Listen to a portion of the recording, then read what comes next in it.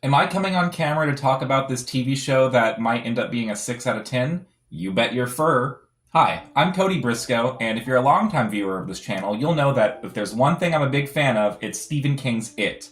And recently a trailer dropped for a new prequel show called Welcome to Derry. And at first I kind of went into this with tempered expectations, but after watching the trailer, it really got me excited. I've started rereading the book, I'm almost halfway through now. And I even went and wrote out 25 predictions, and I formatted them as a bingo card. There's some writing on the side, we'll get to that later. And then I dated it 5/21.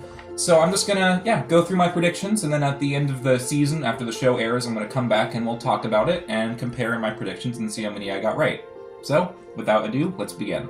Before I begin, I just want to say that if you want to hear me talk more about horror movies, be sure to check out my podcast on this channel titled Horror Hole, which is hosted by myself and my dear friend Wyatt. We talk about different horror movies, go back and forth, and have a great time, so please be sure to check it out. So this show is going back to 1962, which is closer to when one of the timelines in the book, which takes place in 1958. The two recent movies that came out took place in, I think, 1989 and 2019. So I'm hoping that we do get a lot of things from the book that weren't in either of the movies. I mean, I'm just thinking, like, if I was Andy Muschietti, what would I want to include in this show that I was not able to include in the movies? And that's what a lot of my predictions are. So let's get into them. My first prediction up here is piranhas in the river, which, I don't know. I feel like that was a thing in the books. It might not have been it. It might have been the kids when they were, like, in their imagination imagined piranhas when they were, like, playing in the Barrens. But we see a scene of a kid fly fishing, and I don't know, something told me piranhas.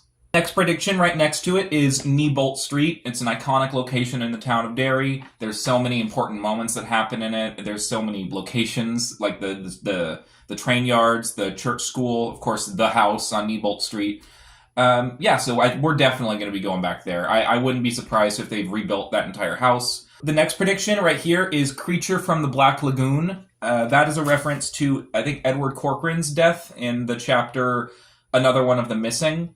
And in the trailer for Welcome to Derry, we see this kid who's hitchhiking as a black eye, and that immediately made me think of Edward Corcoran, who was, like, trying to escape his abusive household, and he's like hanging out at the park and he gets attacked by the creature from the Black Lagoon. So I think that they're going to be adapting that into this show, just under a different name, because I'm pretty sure they did use the name Edward Corcoran for one of the random, like, background kids that's missing in It Chapter 1.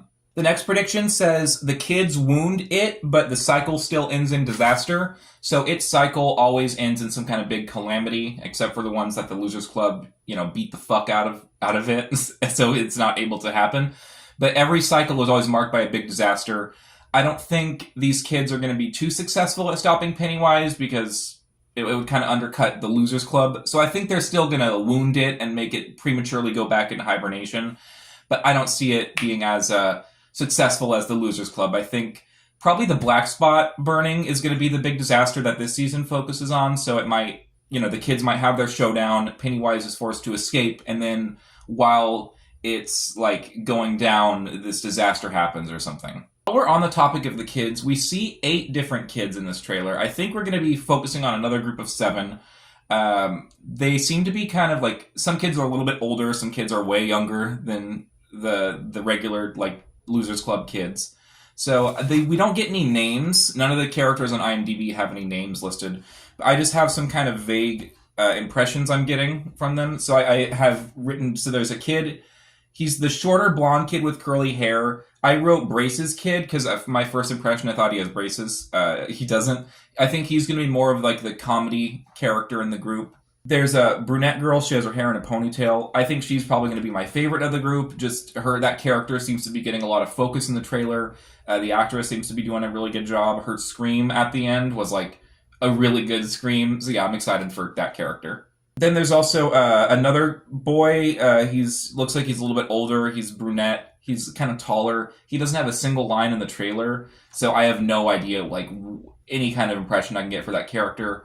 I feel like the obvious parallel is he might be like a new Bill Denbrough type, but I don't think that a Bill Denbrough-esque character is going to be like the leader of this new group of kids, you know what I mean? Then there's the new kid. We see him moving into town with his family. I have a prediction related to him later, so I'll just kind of skip over that one. There's a younger girl who also has a pigtails. I'm pretty sure she's the little sister of the other girl. Just because they're the only times that they're seen, they're both together, and I'm pretty sure she's gonna die. That's my prediction. We see her, what I think is her older sister, screaming, covered in blood. So I think that's what she's reacting to in that shot in the trailer. And there's another boy. He's way younger than the other two boys. I wrote down here Rizzler. He doesn't look anything like the Rizzler. Just when I saw him, I was like, the Rizzler's in Derry. All right, cool. And then there's the girl with short hair. We see her wearing like denim, and I believe she lives in Beverly's old apartments. I could be wrong. I think she might kind of be the leader figure of this group. I don't know. She just seems more like headstrong, and like she's the one that's telling them about the voices. I don't know. I just get a feeling of like confidence from that character. Okay, back to the bingo sheet. So the next prediction is Pennywise on the movie screen. We see in the trailer the kids go into the Aladdin theater when it's closed down.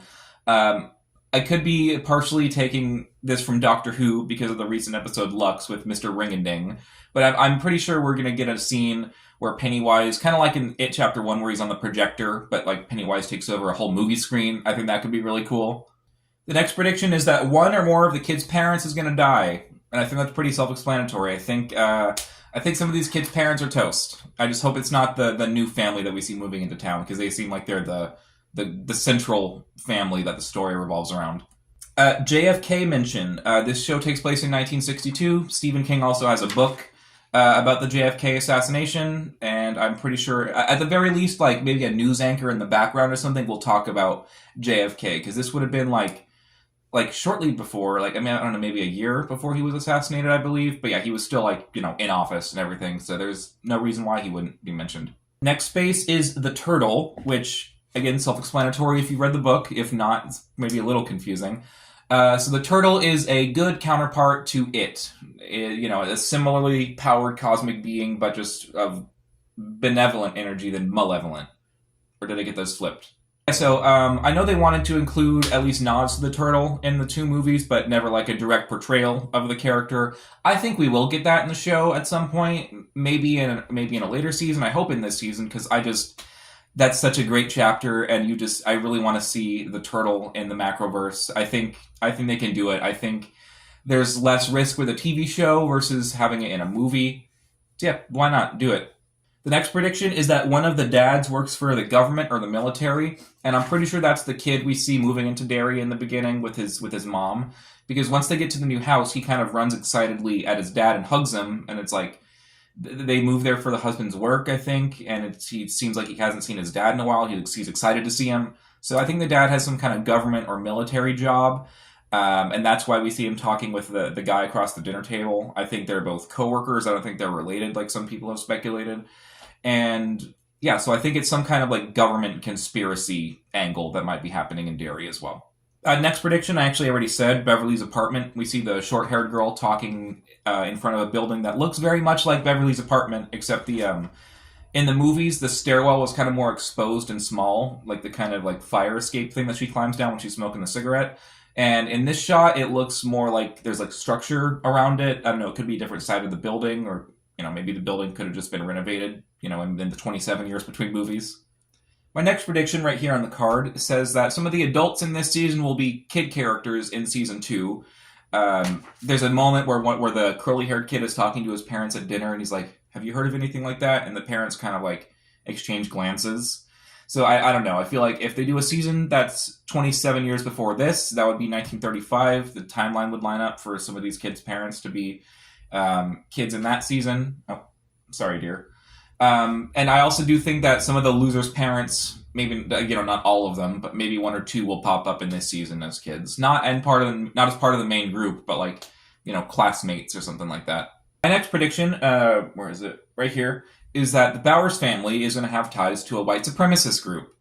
So we see in the trailer there's the chief of police, Clint Bowers, and I also know that this season, in some capacity, will include the burning of the Black Spot, which was the main Legion of White Decency or something in the book. But the Bowers family, I believe, is going to have ties to that. It's going to be like a corrupt police department. So yeah, I totally see that being like a route they would go. And there's no reason the Bowers family wouldn't be part of it. We got a free space. Next prediction right here is Vietnam tensions on the news, be it a newspaper, radio broadcast, or television broadcast. I just feel like kind of similar to JFK, you know, it's the time period. It would make sense to reference things that were happening in the world around then, and I feel like Vietnam is another obvious one to bring up. Right here, this prediction is the Hanland family is going to show up in some capacity. I don't believe the family that we see moving to Derry is related to the Hanlands. I just feel like we see the Hanland meat market in one shot in downtown. We could possibly go out to that farm. Maybe that's where the bird could be sighted. Who knows? But yeah, the Hanlands are going to be there. Their family has been in Derry for a while, so yeah, I think they're going to pop up. Next prediction right here is Officer Nell. Maybe a little bit less likely considering my earlier prediction about the Derry Police Department, but I think Officer Nell is just a really fun character. It would be neat to have him, there to aid the kids, or looking out for him like he does in the book, because they skipped over him in the movie. But yeah, probably not going to happen, but it would be nice. The next prediction right here is a photo album with moving pictures. That's a thing. They included that in the miniseries. They skipped over it in the books. Georgie's photo album where the pictures move. Although that is a scare that, due to technology, we have pictures that can move now. Like just like those digital picture frames, or like that idea was scary when it came out, but fucking Harry Potter just had that, like the moving paintings, and it kind of takes away the scare factor, if you know what I mean. This next prediction is pretty simple. I think the song Every 27 Years from the soundtrack is going to have some needle drop moment. I'm sure multiple soundtracks from that score are going to make an appearance. I think his name is Benjamin Wallfish. If I'm getting that name wrong, I apologize. But yeah, it's a great score, and there's no reason why they wouldn't want to use it again. This next prediction, I'm so certain, is going to be in the show. The Keene Family Pharmacy, that's a Derry establishment, has been there forever. We're absolutely going to see the Keenes. The kids are going to get hurt, or at some point, or something will need them to ride into the pharmacy, and, we might even see the mother of that. I can't remember her name, but she was such a little terror in the movies. She was so mean to little Eddie. Next prediction is one that I'm really hopeful for. I don't think we're going to get it. If we do, I'll be very pleased, though. I think we'll get a flashback to the Kitchener Ironworks explosion.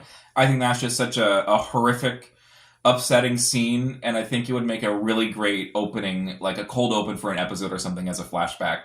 Next prediction is Brunette Girl is my favorite of the kids. That's just the vibe I'm getting from the trailer. I'm excited for this character. I want to see what happens to her. All the kids, but just something about her. I'm like, oh, she's the one to watch out for.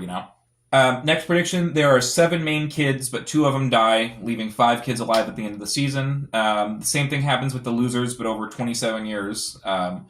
Yeah, and I believe Muschietti has said some of these kids are gonna die. Next prediction, another one I really, really hope they do.